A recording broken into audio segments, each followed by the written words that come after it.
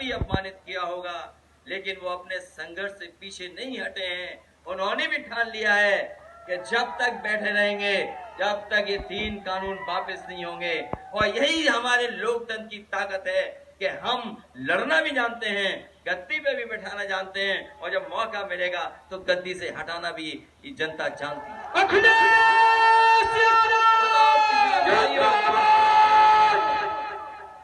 किसान भाइयों, बताओ, हमें और आपको तो वादा किया गया था कि आय दोगुनी किसानों की होगी। आज हिसाब किताब लगाओ किसान भाइयों, उनके बेटों, यहाँ किसान भी है, उनके बेटे भी हैं। हिसाब किताब लगाओ, बताओ हिसाब किताब में हम लोग कहाँ खड़े हैं? कहाँ खड़े हैं हम लोग हिसाब किताब में? कौन सी चीज महंगी नहीं हो गई? अभी तो हमारे गन्ने का हिसाब नहीं मांगा है, गन्ने का बकाया है किसानों का, लेकिन हमारे मुख्यमंत्री को यह करें कि डायबिटीज हो जाती है उससे। हमारे ऐसे मुख्यमंत्री हैं, वो भुगतान तो बता रहे हैं कि इतना भुगतान हो गया, लेकिन हमारे गन्ने के किसान भाई जानते हैं कि अभी भी 4000 करोड़ से ज्यादा किसानों के गन्ने का बकाया है। खेतों में गन्ना खड़ा, पिछले साल का भुगतान नहीं, या धान नहीं होता, कम धान होता है, लेकिन जिस इलाके में गाड़ी से कुचला गया किसानों को, वो धान का इलाका है। धान की कीमत क्या सरकार ने तय की? 1000 रुपया क्विंटल नहीं बेच पा रहा हमारा किसान, 1000 रुपया भी नहीं बिक रहा किसान का। गन्ने का भुगतान नहीं, धान का कीमत नहीं। और सहारनपुर वाले जानते होंगे, बताओ पेट्रोल 100 रुपए पार कर गया कि नहीं कर गया? पार कर गया। 100 रुपए पार। ये सरकार रही तो पेट्रोल डीजल नीचे नहीं जाएगा, आसमान छू जाएगा। अभी तो 100 पहुंचाया है, थोड़े दिनों बाद 100 से ऊपर पहुंचा देंगे। हमारे बुजुर्ग इशारा कर रहे 2 उंगली से 200 पहुंचा देंगे। बताओ, आय दोगुनी का वादा किया जिन्होंने,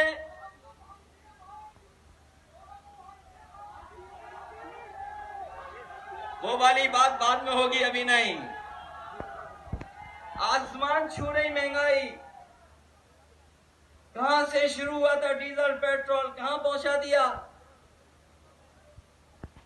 डीजल पेट्रोल की कीमत क्या थी, और आज कीमत कहां पहुंचा दी डीजल पेट्रोल की? यही हिसाब किताब नहीं। बताओ, जो आप बाजार से कीटनाशक दवाइयां खरीद रहे हैं, डीएपी खरीदते हैं, खाद खरीद रहे, और खाद जब नापोगे, जब तौलोगे, तो बताओ खाद में, बोरी में चोरी हो गई कि नहीं हो गई चोरी?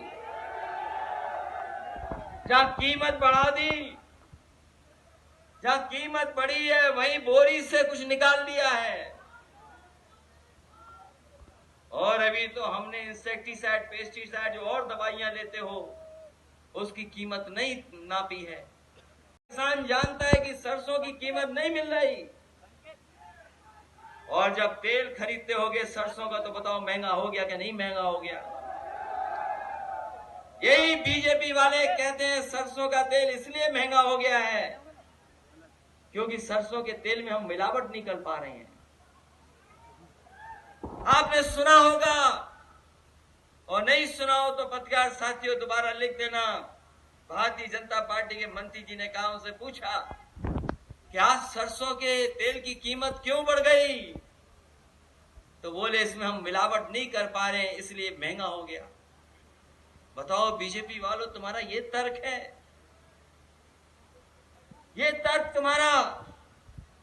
कह रहे थे कि हम अर्थव्यवस्था को कहां पहुंचा देंगे, दिल्ली वाले कह रहे थे $5 ट्रिलियन इकोनॉमी की।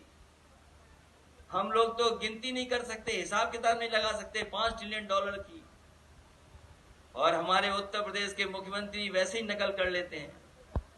अगर दिल्ली वाले $5 ट्रिलियन इकोनॉमी की बात कर रहे हैं, तो उत्तर प्रदेश वाले हमारे कह दे रहे हैं कि हम भी $1 ट्रिलियन इकोनॉमी पहुंचा दें। $1 ट्रिलियन,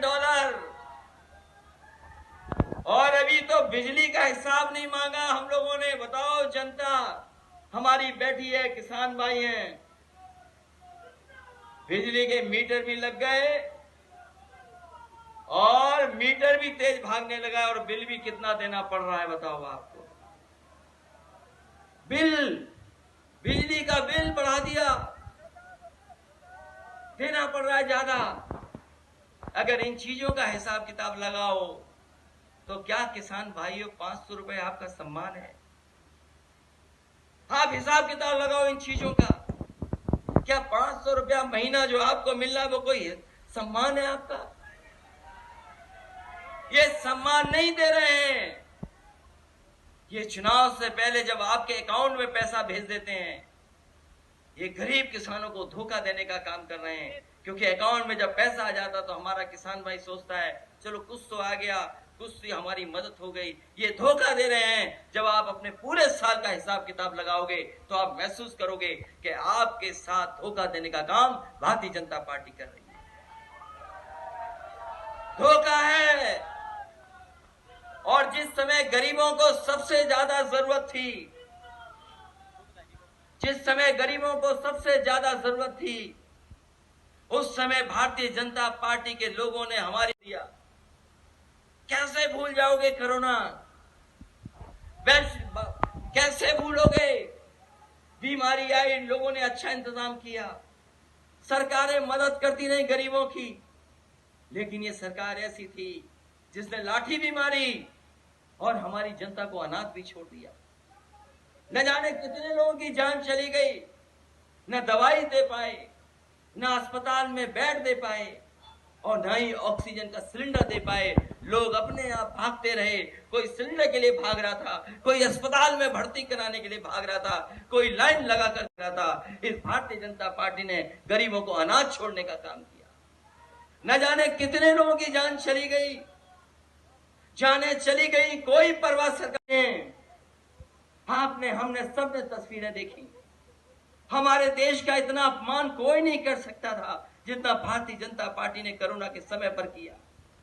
हमारे गरीब लोगों के लिए दाह संस्कार के लिए लकड़ी नहीं दे पाए, और अगर कहीं दाह संस्कार हो भी रहा था, लोग जान न जाएं, उसको छिपाने के लिए टीन शेड लगाने का काम इसी सरकार के मुख्यमंत्री जी ने करने का काम किया। इससे ज्यादा दुख की बात क्या हो सकती है कि हमारे गरीबों का भी सम्मान से दाह संस्कार ये सरकार नहीं करा पाई। और मां गंगा, जिसको हम और आप पवित्र मानते हैं, बताओ कितनी लाशें बह रही थी उसमें। चाहे वो गाजीपुर हो, बक्सर हो, बनारस के आसपास हो, इलाहाबाद हो, उन्नाव हो, कन्नौज हो, गंगा के किनारे लाशें बह रही थी। जब बीजेपी से पूछा कि ये लाशें कैसे बह रही हैं, तो बीजेपी के लोग कहते हैं कि उत्तर प्रदेश की नहीं है, ये बिहार से सब बह करके आ रही है। इतना बड़ा झूठ कोई नहीं बोल सकता है। कभी गंगा नहीं उल्टी बह सकती। ये यमुना का पानी जो ऊपर से बहता नीचे चला जाता है। बताओ, कोई हमें बता दो बुजुर्ग, कोई चीज नीचे से ऊपर कैसे आ जाएगी? कभी कोई चीज ऊपर से नीचे नहीं, ऊपर से नीचे तो बह सकती है, लेकिन नीचे से ऊपर कैसे आएगी कोई चीज हमें बता दो। जब भारतीय जनता की लाशें कहां से आ गई, तो कहते हैं कि यूपी की लाशें नहीं है, ये सब बिहार से उल्टी बह करके आ गई। जो लोग लाश पर झूठ बोल सकते हैं, गरीब को अनाथ छोड़ सकते हैं, चुनाव आएगा तो न जाने क्या कर देंगे। क्योंकि वो जानते हैं भारतीय जनता पार्टी के लोग, इस बार जनता तैयार है भारतीय जनता पार्टी का सफाया करने के लिए। इसलिए सहारनपुर के लोगों, हम आपसे निवेदन और अपील करने आए हैं। ये चुनाव कोई छोटा चुनाव नहीं होने जा रहा है। ये छोटा चुनाव नहीं है, ये बहुत बड़ा चुनाव है। देश की तकदीर का चुनाव है। नौजवानों, तुम्हारे भविष्य का चुनाव है। किसान भाइयों, आपका चुनाव है। इन्होंने जो फैसले लिए हैं वो बड़े बड़े सेठ लोगों के लिए फैसले लिए हैं। याद करो वो नोटबंदी 2017 की, हम कहते कहते थक गए कि ये रुपया काला सफेद नहीं होता, ये रुपया काला सफेद नहीं होता। हम समाजवादी लोग कहते कहते थक गए। रुपया काला सफेद नहीं होता। कोई चीज सफेद और काली होती वो तो हमारा आपका लेन देन काला सफेद होता है। बताओ काला धन कहां खत्म हो गया? कहां भ्रष्टाचार खत्म हो गया? अरे गरीब भाइयों, आपने तो देखा होगा, फंस गए होगे मोटरसाइकिल लेकर के, तो बताओ भ्रष्टाचार खत्म हो गया क्या? अच्छी खासी 100 नंबर गाड़ी बनाई थी, 100 नंबर हमने पुलिस के लिए 100 नंबर बनाई थी। हमारे बाबा मुख्यमंत्री नाम बदल देते हैं, 100 का 112 कर दिया। बताओ 100 से 112 में कौन सी पुलिस बदल गई? ये हमारे पुलिस के लोग भी जानते हैं कि सरकार जाने वाली है, इसीलिए मुस्कुरा रहे हैं। और नहीं मानते हो, अकेले में पूछ लेना, ये सब जानते हैं। 100 से 112 कर दिया। अभी मामला हुआ यहां पर, मामला नहीं है। सहारनपुर के लोगों, अगर कोई पत्रकार साथी यहां से जाए लखनऊ मुख्यमंत्री जी से मिलने, तो जरूरी नहीं जिस नाम से मिलके आएगा वही नाम बचा रहेगा। अगर मुख्यमंत्री जी के पास गए तो नाम बदल देंगे। ये नाम बदलने वाले, रंग बदलने वाले लोग, धोखा देने वाले लोग, इतिहास बदलने का नाम करते हैं ये लोग। इतिहास अभी आपने देखा होगा बगल में, बताओ बगल में देखा कि नहीं देखा? नाम बदल करके इतिहास मिटाना चाहते थे, लेकिन उन्हें बता दो ये वीरों की धरती है। ये वो लोग हैं जिन्होंने 1857 में इनके पूर्वजों ने अंग्रेजों को हिलाने का काम किया था। कौन भूल जाएगा? कोतवाल धन सिंह गुर्जर को इन्होंने 1857 में अंग्रेजों को हिलाने का काम किया था, जो इतिहास बदले गया। ये हमारे लोग हैं। इसलिए ये चुनाव का समय है। पिछली बार 4 जनवरी को तारीख आ गई थी चुनाव की। 4 जनवरी को आज हम और आप लोग अक्टूबर में बातचीत कर रहे हैं, एक दूसरे से मिल रहे हैं। अभी त्योहार चल रहा है, नवरात्र के दिन हैं, दशहरा, दिवाली, सब त्योहार मनाइए और दिन नहीं बचे हैं। हिसाब किताब लगाओगे तो बहुत कम दिन बचे हैं। ये जो सरकार में बैठे हुए अन्याय कर रहे हैं उनके दिन बहुत कम है। और हमारा इतिहास बताता है, हमारी गाथाएं बताती हैं, कहानियां बताती हैं, हमारे जितने भी ग्रंथ हैं वो बताते हैं कि कोई भी अहंकारी हुआ है वो बचा नहीं है। अहंकारी को जनता ने सबक सिखाने का काम किया। ये अहंकारी तो है कि हम एफआईआर नहीं लिखेंगे, हम दोषियों को नहीं पकड़ेंगे, ये अहंकारी तो है। लड़े, समाजवादी लोग लड़े, हर जगह पर लड़े, गिरफ्तारी दी, पुलिस से टकरा गए, तब जाकर के देखो ये एफआईआर लिखी जा रही है, जेल भेजना पड़ा। बताओ गृह राज्य मंत्री, उनके बेटे पे आरोप और सरकार बचा रही हो, और जांच अगर करने कोई जाएगा तो बताओ कैसे जांच होगी? अगर कोई गृह राज्य मंत्री होगा तो पुलिस का कोई अधिकारी जाएगा तो पहले सलूट मारेगा, सलूट मार करके पूछेगा, और पूछने के बाद फिर सलूट मारेगा, तब जाएगा। तो बताओ कौन सी जांच हो जाएगी? इसलिए साथियों, ये सरकार के लोग कुछ भी कर सकते हैं, इसलिए हमें और आपको सावधान रहना है। हमारे देश की पहचान है कि हम सब एक होकर के रहे हैं। हमारा समाज मिलजुल करके रहा है। दुनिया में जो हमारी पहचान है वो यही पहचान है कि सब जाति के लोग, सब धर्म के लोग मिल करके रहते हैं, एक साथ रहते हैं, एक छत के नीचे रहते हैं। ये हमारी पहचान है, जोड़ता है। कारोबार पे बात नहीं करेंगे, क्योंकि कारोबार हमें और आपको जोड़ता है, काम हमें जोड़ता है, हमें और आपको, अर्थव्यवस्था हमारी और आपको जोड़ती है, इसलिए कारोबार पे ये बात नहीं करेंगे। कारोबार पे बात नहीं करना चाहते हैं क्योंकि समाज जुड़ करके रहता है कारोबार से। कोई खेती करता है, कोई बुनता है, कोई पहनता है, कोई सिलता है, कोई काटता है, क्योंकि कारोबार हमें जोड़ता है। ये कारोबार को ठप कर रहे हैं, एक एक करके सब चीजें बेच दे रहे हैं। बिकना, हवाई जहाज बिक गए, हवाई जहाज जहां खड़े होते हैं वो एयरपोर्ट बिक गए। पहले हवाई जहाज बेच दिए, एयरपोर्ट बेच दिए, अब ट्रेनें भी बिक रही हैं और बाद में रेलवे स्टेशन भी बिक जाएंगे। सब चीजें बेच दे रहे हैं, सब चीजें। और जब सब चीजें बिक जाएंगी तो बताओ, जो संविधान में बाबा साहब ने जो हमें अधिकार दिए, उन अधिकारों का क्या होगा? क्या होगा अधिकारों का जो बाबा साहब भीमराव अंबेडकर जी ने संविधान में हमें मौका दिया, अधिकार दिए?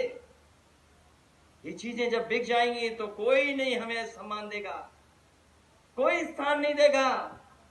कोई सोच सकता था कि हवाई जहाज बिक जाएंगे, एयरपोर्ट बिक जाएंगे, पानी का जहाज जहां खड़ा होता है वो सब बिक गया। ये तार बेच रहे हैं, बिजली के कारखाने बेच रहे हैं, सब बेचे दे रहे हैं। और जो इतिहास को जानते होंगे हमारे लोग, याद करना, अंग्रेज आए थे इस देश में, अंग्रेज कारोबार करने आए थे। जो ईस्ट इंडिया कंपनी आई थी वो 2-3 चीजों का कारोबार करती थी। धीरे धीरे उन्होंने कारोबार बढ़ा लिया और अंग्रेजों ने एक कानून पास किया इंग्लैंड में, और उस कानून से वो जो कंपनी थी, जो कारोबार करने आई थी, व्यापार करने आई थी, ईस्ट इंडिया कंपनी, वो केवल एक कानून इंग्लैंड में पास हुआ, उससे कारोबार करने वाली ईस्ट इंडिया कंपनी सरकार बन गई। और देखो भारतीय जनता पार्टी का खेल, एक एक कर करके सब प्राइवेट हाथों में बेच दे रहे हैं। हो सकता है एक दिन सरकारी कंपनी को बिक जाए और ये सरकार भी आउटसोर्स करके चले जाए कि हम नहीं चलाएंगे, आउटसोर्स होकर के सरकार चलेगी।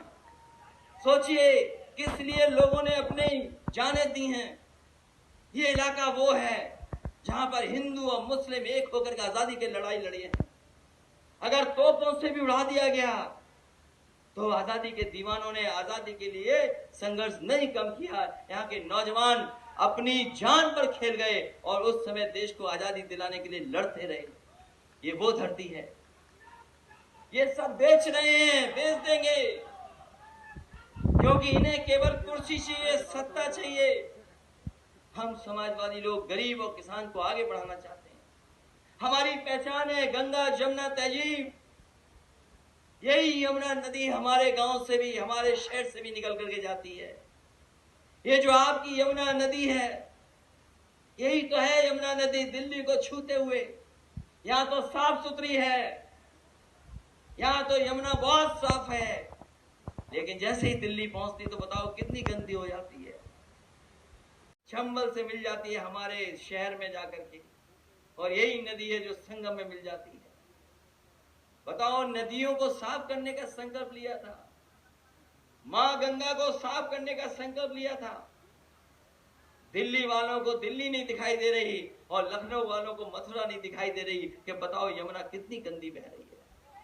और जो हमारी मिली जुली तहजीब है, जहां हिंदू और मुस्लिम एक साथ रहते हैं, मिल करके रहते हैं, उस तहजीब को खत्म करना चाहते हैं, उस पहचान को खत्म करना चाहते हैं। लेकिन हम बधाई देंगे अपने किसानों को कि किसानों के आंदोलन से किसान एक हो गया।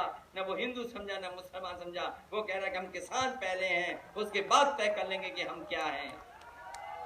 एक साथ से लड़ रहे हैं, एक साथ से लड़ रहे हैं, एक साथ से लड़ रहे हैं। बताओ, यही तो इलाका है जो चौधरी साहब को किसान के नाम से जानता है।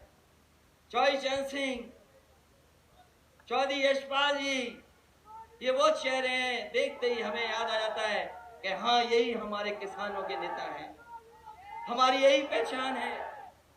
बाबा टिकैत जी, यही पहचान रही है क्षेत्र की। इसलिए आज हम आपसे जब चौधरी यशपाल जी याद कर रहे हैं, हम सब मिलकर के याद कर रहे हैं, तो हमें सोचना चाहिए कि आने वाले समय में हमारे प्रदेश का भविष्य कैसा हो, भविष्य कैसा हो।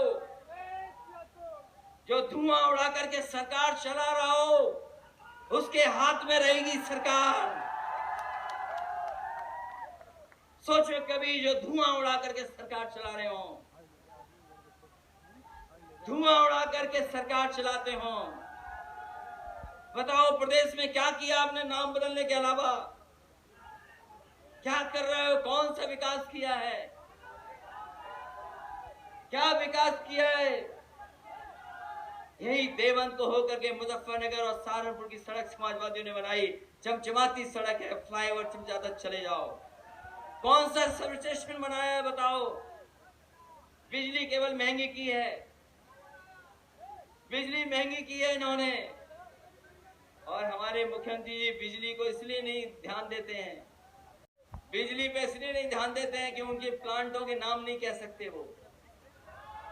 हमारे पत्रकार साथी बहुत पूछते हैं हमसे, कभी कभी एक सवाल पूछते हैं कि कई बार जो भारतीय जनता पार्टी वाले कहते हैं, जिसमें इन्होंने कहा कि अपने पिताजी को वो इस नाम से बुलाते क्यों नहीं हैं। उसी पे हमने उनसे कहा कि बताओ बिजली का कारखाने का कभी नाम लोगे कि नहीं लोगे? और हम आज भी कहते हैं, यहां पर पत्रकार साथियों कह करके जा रहा हूं, जब मुख्यमंत्री जी आए तो उनसे कहना कि प्लांट का नाम बता दो, 3x660 super critical thermal plant. अगर एक बार कह दें, वो पता नहीं क्यों नहीं कहते हैं 3x660 super critical thermal plant. हमें नहीं पता क्यों नहीं कहते हैं। जब कह नहीं पाते तो बिजली कैसे बनाएंगे? जो कहेंगे वही तो करेंगे, इसलिए इनसे सावधान रहना, इन लोगों से। बोलो सावधान रहोगे कि नहीं रहोगे आप लोग? आपको सावधान रहना पड़ेगा।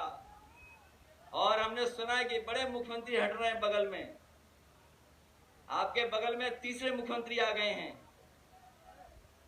तीसरे मुख्यमंत्री हैं बगल में। उत्तराखंड पीछे होगा ना, बहुत दूरी नहीं है। हम तो कहेंगे उत्तराखंड का भला चाहते हो तो इन मुख्यमंत्री का ट्रांसफर यहीं कर दो, जिस प्रदेश से आए उसी प्रदेश में वापस भेज दो। वो दूसरों को कह रहे हैं एनआरआई, हम तो कह रहे हैं 3 बार हटे मुख्यमंत्री, चौथे हमारे प्रदेश से ले लो। इसलिए साथियों सहारनपुर में हम लोग लोकसभा चुनाव में भी आए थे, और उस समय हम लोग को आपने आशीर्वाद दिया था। उस समय आशीर्वाद मिला था, आपके सहारनपुर और आसपास सीटें जीत गए थे। वो लड़ाई बहुत बड़ी थी, बहुत अलग लड़ाई थी। हम लोग बीजेपी को रोकना चाहते थे, का अलायंस किया। हमें कोई भी जोखिम उठाना पड़ा होगा, कोई घाटा स्वीकार करना पड़ा होगा, हमने स्वीकार किया, लेकिन हम बीजेपी को रोकना चाहते थे। और आज भी हम कह के जा रहे हैं, ये हमारी और आपकी और समाजवादियों की जिम्मेदारी है। पहले आपकी भी जिम्मेदारी है, हमारी जिम्मेदारी भी है कि इस बीजेपी को रोकना है। अगर नहीं रोक पाए तो जैसे किसान को कुचल दिया, उसी तरीके से संविधान को ये लोग कुचल देंगे। अगर 2019 में रोक लेते किसान भाइयों, अगर 2019 में रोक लेते हम लोग, तो ये 3 काले कानून नहीं आते। ये 3 काले कानून इसलिए आए क्योंकि उत्तर प्रदेश से ज्यादा जीत गए ये लोग, ये ज्यादा जीत गए उत्तर प्रदेश से। पहले भी सरकार यहीं से बनी इनकी, पिछली बार भी बनी इनकी। और हम तो एक ही जानते हैं नियम दुनिया का, जो जहां से आएगा वहीं से निकाला जाएगा। अगर यूपी से घुसे बीजेपी के लोग तो यूपी से ही निकाले जाएंगे। इसलिए हमारी, आपकी, सबकी जिम्मेदारी है। किसान भाइयों, सोचना तुम्हारी आय दोगुनी हुई कि नहीं हुई। हमारे नौजवानों, तुम्हारा भविष्य चिंता का है। तुम्हारे भविष्य में कुछ नहीं, आगे नौकरी रोजगार है नहीं, बेरोजगारी है ये। बताओ नौकरी रोजगार कैसे मिलेंगे? दुनिया के दूसरे देश में हैं, वहां के नौजवान अपना 4.5 घंटे से ज्यादा टाइम नहीं लगेगा 4.5 घंटे में लखनऊ पहुंच जाएंगे। ऐसी सड़क से जोड़ने का काम करेंगे। वो आज फिर कह के जा रहा हूं मैं, अगर एक्सप्रेस वे समाजवादी लोगों ने बलिया और गाजीपुर के लिए जोड़ दिया, कभी लोग बलिया से चलते थे, गाजीपुर से चलते थे, लखनऊ में 8-8, 10-10 घंटे में पहुंचते थे, बहुत टाइम लगता था, राजधानी नहीं पहुंच पाते थे। मैं आपको भरोसा दिला के जा रहा हूं, 3 महीने 4-5 महीने बाद सरकार बनने जा रही है। सबसे पहले अगर किसी सड़क का नारियल टूटेगा तो नारियल को तोड़ने का काम करेंगे और सड़क की शुरुआत होगी। इधर के इलाके के लोग 4 और 4.5 घंटे में लखनऊ पहुंच जाएं, वैसी सड़क बनाने का काम समाजवादी लोग करेंगे।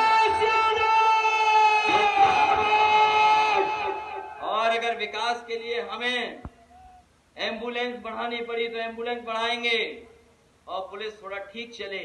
अगर उन्हें गाड़ी बढ़ानी पड़ी तो गाड़ी भी बढ़ाएंगे उनकी। और हम आपको कह करके जा रहे हैं कि किसानों के लिए हमें अलग से भी बजट का इंतजाम करना पड़े। पिछली बार भी जब हम लोगों ने रेट बढ़ा दिया था, भुगतान नहीं कर पा रहे थे, तो बजट से पहली बार 2000 करोड़ रुपए दे करके किसानों का भुगतान करने का काम किया था। इसलिए मैं कह के जा रहा हूं कि समाजवादी सरकार बनेगी तो कोई ना कोई फंड ऐसा रखा जाएगा जिसमें इंतजाम रहेगा कि हमारे किसान को तकलीफ नहीं हो, परेशानी नहीं हो, उसका भुगतान तुरंत हो जाए, क्योंकि उसकी रोजी रोटी का इंतजाम भी समाजवादी लोग करने का काम करेंगे। जो अस्पताल बनवाया था सहारनपुर में आधा अधूरा है, जहां एम्बुलेंस देंगे वहीं अस्पताल में भी अगर ज्यादा बजट दे करके हमारे गरीबों के इलाज के लिए अगर ज्यादा बजट देना पड़ेगा, उस अस्पताल को भी अच्छा बना करके हम लोग और गरीबों का इलाज अच्छा हो सके वो इंतजाम करेंगे।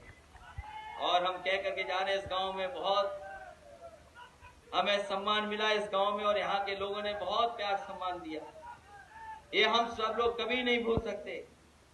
इस गांव से जुड़ाव हो गया, इस परिवार से हमारे रिश्ते और मजबूत हो गए। इसे सम्मान देने का काम हम लोग करेंगे। और अपने गांव में कुछ बड़ा काम भी करना चाहोगे तो हम आपको भरोसा दिलाते हैं, दोनों जिलाध्यक्ष जी को भी, इंद्रसेन जी को भी, रुद्रसेन को भी, कोई बड़ा काम करना चाहोगे तो हमें बता देना, सबसे पहले काम करने का काम करेंगे।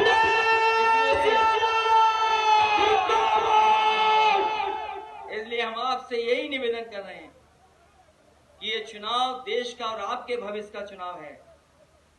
ये कुचलने का काम करेंगे, नई चीज लेके आएंगे, पता नहीं कौन सी नई चीज कर दें, कुछ भी कर सकते हैं भारतीय जनता पार्टी के लोग। इसलिए सावधान रहना, यूपी के चुनाव के लिए कुछ भी कर सकते हैं ये लोग, इसलिए सावधान रहना और समाजवादियों की मदद करना।